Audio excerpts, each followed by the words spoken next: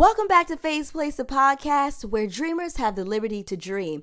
I'm your host, Phaedra, and I am so excited that we have this time to dream together.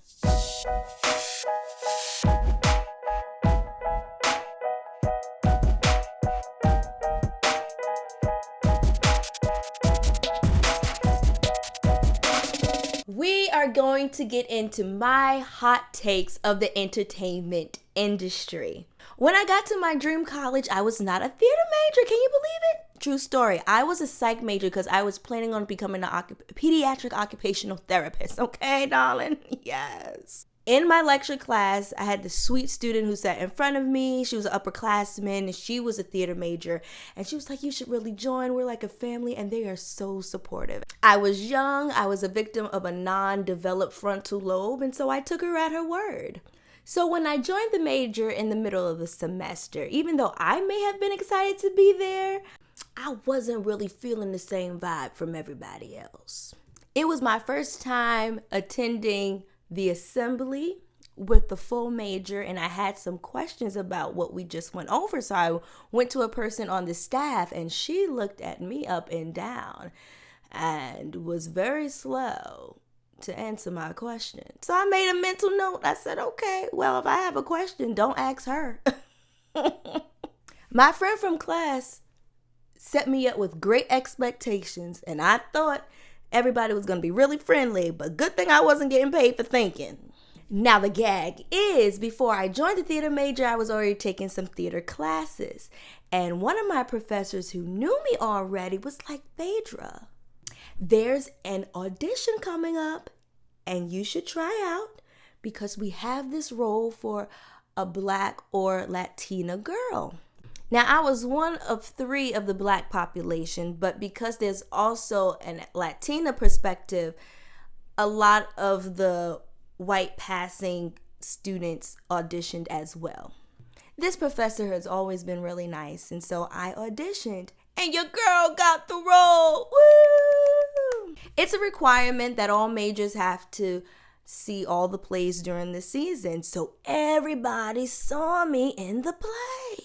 And bam, just like that, they all wanted to be my friend. Even the staff member was rushing to answer my questions. Now, if this was a film, I'm sure the protagonist would be excited because they finally made it in the in crowd. But this is reality, baby, and you're talking about Phaedra. I wasn't flattered by the turn of events. I was more like, keep the same energy. If you did not deem me worthy enough to be nice to me because I was a new person in your world, then why would seeing me act change your mind? Viola Davis talked about this in her memoir, Finding Me. She would go on all these auditions and she would not get the role. But once she booked a television gig, all of a sudden these casting agents were like, where have you been? You are the person we've been looking for. And she kept getting booked. As you say, hindsight is always 20/20. And now looking back on the situation, I think this is probably just an industry standard, and you gotta ride the wave until you get what you want. I am happy that I had a great rapport with the Black population, all 3 of us. I wish we could have had every class together because it made the time go by so fast. It was so fun. But gosh, was it lonely when you were the only one in the class. So my hot take is that you ought to be nice to people because they are people. You don't need to wait for them to prove their talent to you for you to justify if you're going to be their friend or not. And part 2. So what if they act like they don't want you there? You make sure that you get all that you can from those classes because you are paying your good money to learn. Now for a second, think about the type of content that you consume the most. What draws you to that content? As a creative, I'm realizing that the content that I consume doesn't always equate to the content that I want to create. And man, it was like a light bulb went off in my head because I was like, Phaedra, you ain't got to do everything that you say. Like the saying goes, comparison is a thief of joy. In school, you're taught to analyze content because if you want to be a filmmaker, then you have to analyze films. You have to break it down and see, okay, what did they do good? Why did they put that there? So when you create your own, you can follow the same formula. There's shows that I love and I keep coming back to it over and over again. I love the way that it makes me feel. I think they're doing great in their craft. But when I think about it, I'm like, I don't want to create this. And so I'm not emulating their content. I'm emulating what I feel from their content. I always have a personal issue when I see people copying what people do. As a creative, I feel like you can be inspired by somebody, but you don't have to copy, right? If somebody went out and got red shoes with a pink stripe on it, that might look good to you, but why do you have to go and get the same exact shoe? Especially if they're part of your circle. Like, why do you have to get the same exact thing? Be inspired. What do you like about it? Do you like the red and pink together? Now you can have a red and pink outfit. Or do you like the design of the shoe? You ain't got to do everything that you see. I was so impressed by my classmates in my playwriting class in undergraduate because they knew how to deliver the line the way it's supposed to be every time they was casted for a role. And I said to myself, wow, Phaedra, you need to be at this caliber. Now, their performance kind of fell flat every time it came to my play or my classmate's play who was also Black. Now, the rule of the game is always write what you know. Professors will repeat that to you. And so in the process of our classmates emulating what they know and me and my other classmate emulating what we know, it was definitely a tale of two cities. So it became very challenging to write and create content with a standard that is not similar to the content that we hold as a standard. So in reality, how do you rectify this? Do you deny what you know to fit a standard so you can get a certain grade? Or do you stay true to what you know and may not get a great grade?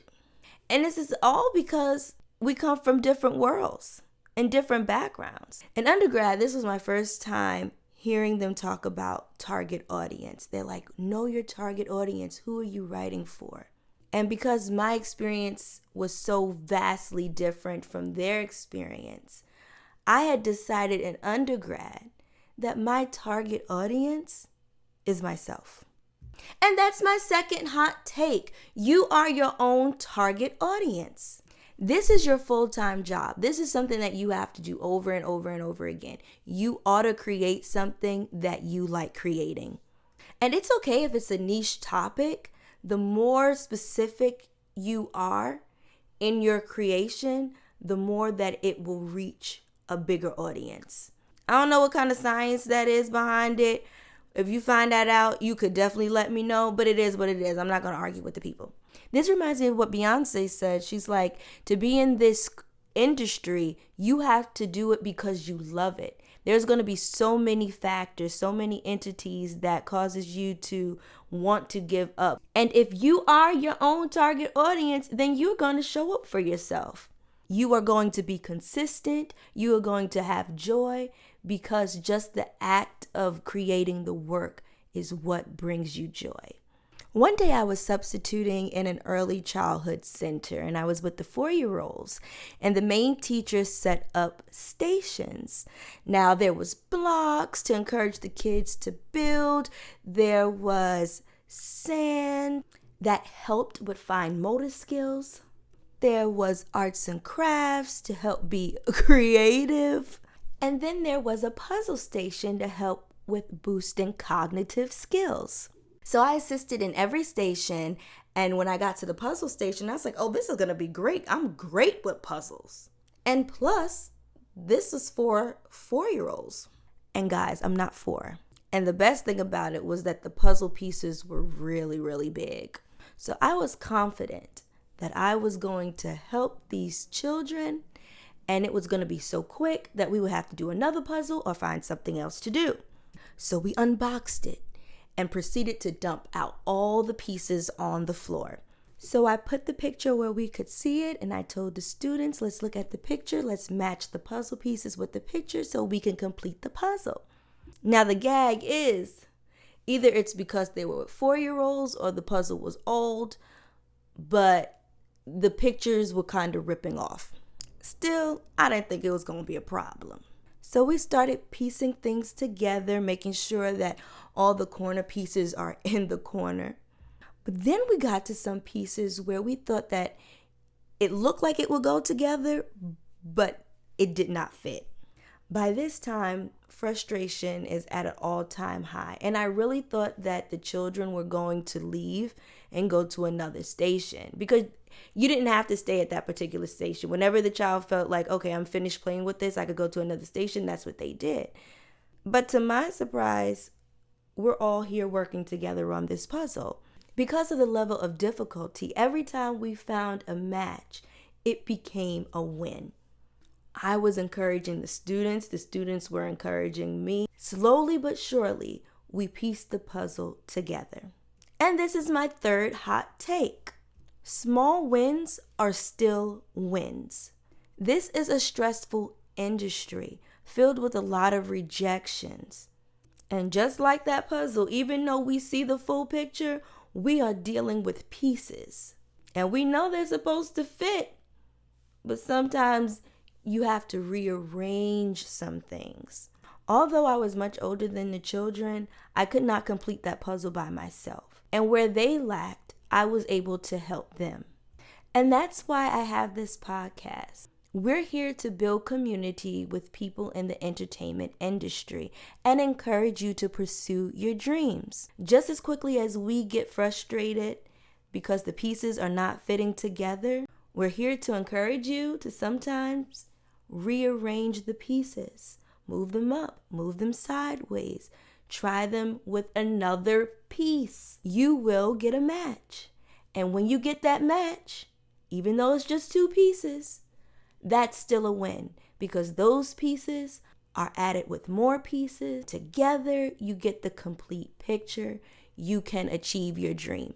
And now you're so good at this dream, you could dream up bigger dreams and try new dreams and keep the same formula, because small wins are still wins. So friends, I would love to hear from you.